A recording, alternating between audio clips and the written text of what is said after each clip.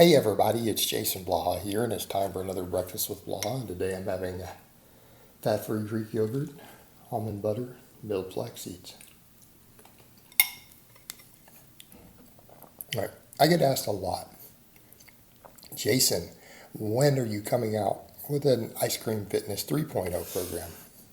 And here's the problem with the question. I don't have it on the agenda. And the people who ask, it's like, are you just not going to work out? If I wait 7 years to make it, are you just going to not train for the next 7 years and never do a novice phase? Like, the question's kind of silly if you think about it, right? It's kind of silly.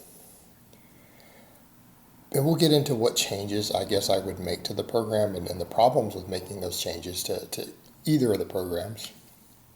But you shouldn't be doing a novice program if you've already run one. In other words, are you a rank novice? People are like, well, I am now. I detrained. I took a year off due to lockdowns. All right. Why'd you take a year off due to lockdowns and not get a home gym or something? All right. It doesn't make any sense, but even if you did you run a novice LP already?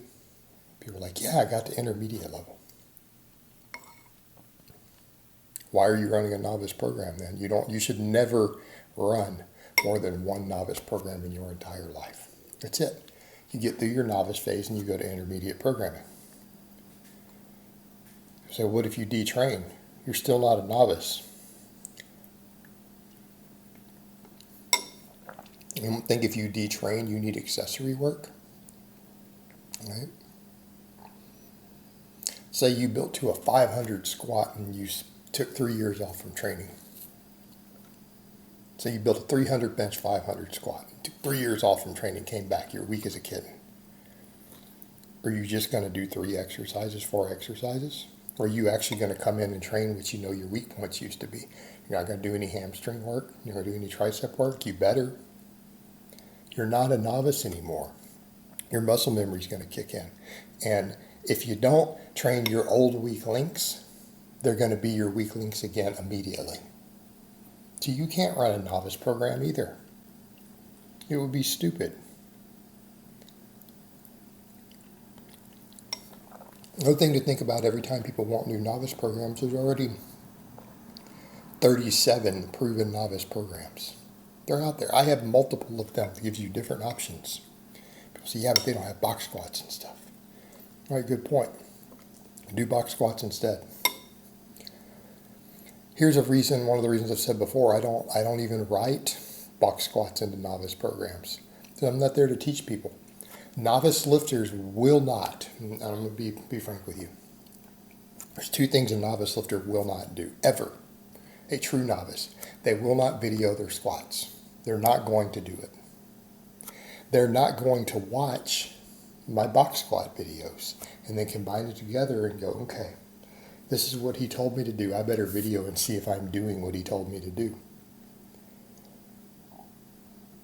I promise you, finding a novice lifter who's willing to do those 2 things together, which is what is required to box squat, is like winning the lottery. They're like 1 in a million. Okay? They're like 1 in a million. In other words, statistically, they don't exist. So what good is it for me to tell people to box squat? I put box squat in a novice program, they're going to squat to an 18-inch bench, and they're going to bounce off of it like a fucking trampoline. Because they're a novice. They're not going to follow my instructions. They're not going to video to realize. They're going to think they did exactly what I told them to do, and they will refuse to video it because on a subconscious level, they know they're doing it wrong.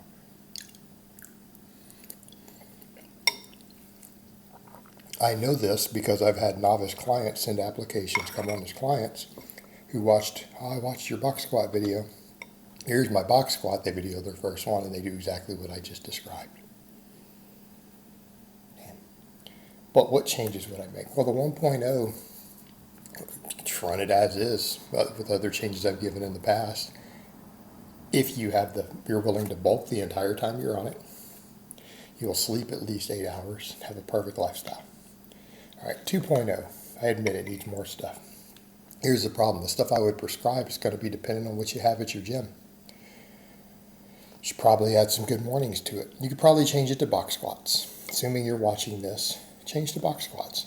But watch my box squat videos and video yourself. I've made videos telling you need to video, which you do anyways. You can change it to box squats. I would give you the option to say, hey, you could do sumo or conventional for the deadlifts. That's fine, right? You could do that.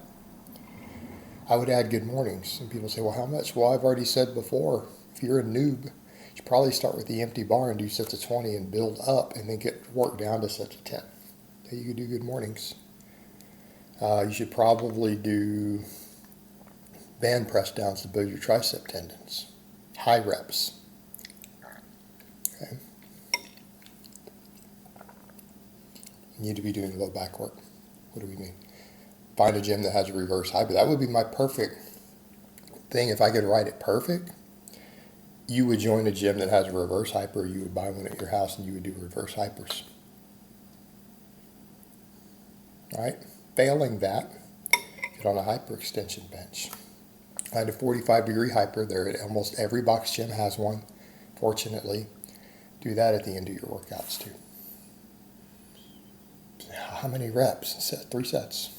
3 sets of high reps. Whatever you can handle with your body weight. All right, those are the changes I would make if we needed to add some stuff. All right, we needed to add some things. That would probably do it. That would be adequate. It would be better. But in a perfect world, you're going to have a reverse hyper. Perfect world, you're going to do box squats and you're going to do them correctly. But do I need to write a new program for that? Because then we come back over to me writing a new program and explaining you should try to get access to reverse hyper. How many novices are going to invest in that? It's 99% of gyms don't have one. So you go to a strength-oriented gym usually. Novice is not going to find a gym with a reverse hyper in their city. They're not going to find one of the 3 gyms in their city that has one. And they're not going to dish out $500 plus plates to have one at their house. They should, but they're not going to do it.